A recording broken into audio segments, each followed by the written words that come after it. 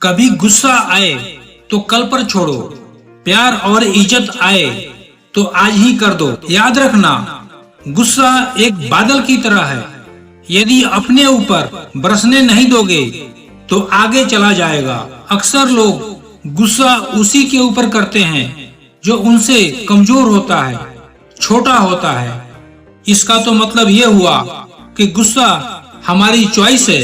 किसी ने ठीक ही कहा है, गुस्सा भी बड़ा चालाक है, अक्सर कमजोर पर ही आता है। गुस्सा आदमी का डर या अहंकार को दर्शाता है। गुस्सा हड्डों के छत्ते की समान है, जिसे छूने से अपना ही नुकसान है।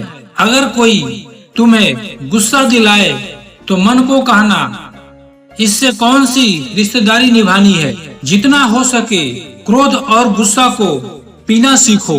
गुस्सा चीता की तैयारी है, उसे कंट्रोल करना सीखो। गुस्से से कुछ नहीं मिलता, सिर्फ शरीर की हानि होती है। गुस्से का बेहतरीन इलाज खामोशी है। गुस्से में छोड़कर जाने वाला वापस आ सकता है, लेकिन मुस्कुराकर छोड़कर जाने वाला कभी वापस नहीं आता। गुस्से के कुछ अलग स्वभाव है, मिनटों में यह आपके भाव को बदल देता है। गुस्सा क्रोध का प्रारंभिक रूप है। क्रोध के ये 2.5 अक्षर आपके प्यारे से प्यारे रिश्ते में भी जहर भर देता है। क्रोध एक ऐसी चीज है, क्रोध करने वाला क्रोध करने से पहले भी दुखी रहता है, क्रोध करते समय भी दुखी रहता है, क्रोध करने के बाद भी दुखी रहता है।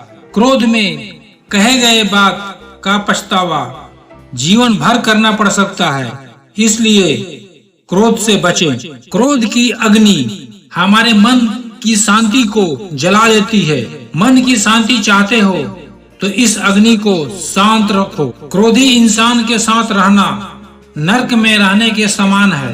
क्रोध के वजह से ही हम अच्छे लोगों और रिश्तों को खो देते हैं। क्रोध किसी भी समस्या का समाधान नहीं है, बल्कि क्रोध स्वयं एक बड़ी समस्या है। क्रोध में हम कुछ भी बोल देते हैं और कुछ भी कर देते हैं, बदले में मिलता है सिर्फ पछतावा। मौन और मुस्कान मनुष्य के सबसे शक्तिशाली हथियार है। इसका उपयोग करके आप किसी भी मुश्किल परिस्थिति से बाहर निकल सकते हैं। धनवान कोई भी हो सकता है, पर धैर्यवान होना सबके बस की बात नहीं है। ध्यान रखें, गुस्सा करने से अपना ही हानि होती है, इसलिए कभी भी गुस्सा ना करें। हिंदू सनातन धर्म में भी कहा गया है, काम क्रोध मद लोभ सब नाथ नरक के पंथ, सब परिहर रघुबीर ही भजो भजे जय संत। अर्थात काम क्रोध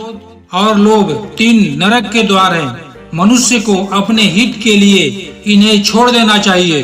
खौलते हुए पानी में जिस तरह प्रतिबिंब नहीं देखा जा सकता, वैसे ही क्रोध की स्थिति में सच को भी नहीं देखा जा सकता। क्रोध आपको छोटा बनाता है, जबकि क्षमा आपको आगे बढ़ाने के लिए मजबूर करती है। अगर आप क्रोध के बस में आकर काम करते हैं तो ये क्रिया नहीं है, ये प्रतिक्रिया है, और प्रतिक्रिया की अवस्था गुलामी की अवस्था होती है। बुद्धिमान लोग कभी भी बात बात पर क्रोधित नहीं होते, और क्रोधित लोग कभी बुद्धिमान नहीं होते। अहंकार, क्रोध और लालच इंसान की काबिलियत को खा जाती है। क्रोध आने पर चिल्लाने के लिए ताकत नहीं चाहिए, मगर क्रोध आने पर चुप रहने के लिए बहुत ताकत चाहिए होता है। थोड़ा सा प्यार बहुत बड़े क्रोध को भी छू मंतर कर देता है। क्रोध ना दिखाई देने वाली चीता होती है, जो अंदर ही अंदर आपको जला रही होती है। कभी क्रोध आए तो परिणामों पर विचार कर लीजिए। मूर्ख और ज्ञानियों में प्रमुख अंतर यही है कि मूर्खों को क्रोध आता है। क्रोध को जीतने के लिए मौन सबसे बड़ा शस्त्र है। क्रोध नरक की खान है, जिससे मुक्ति चाहिए तो क्रोध आज से ही छोड़ दो। क्रोध मनुष्य को पशु और दूसरे की नजर में पतित बना देता है। क्रोध से मनुष्य का विनाश होता है। इसलिए क्रोध को जमराज भी कहा गया है। जहाँ क्रोध रहता है वहाँ मृत्यु रहती है, जहाँ क्षमा रहता है वहाँ भगवान रहते हैं। वह मनुष्य वास्तव में बुद्धिमान होता है जो क्रोध की अवस्था में भी गलत बात मुंह से नहीं निकालता। जो मन की पीड़ा को अपने अंदर ही दबाए रहता है उसी को क्रोध आता है।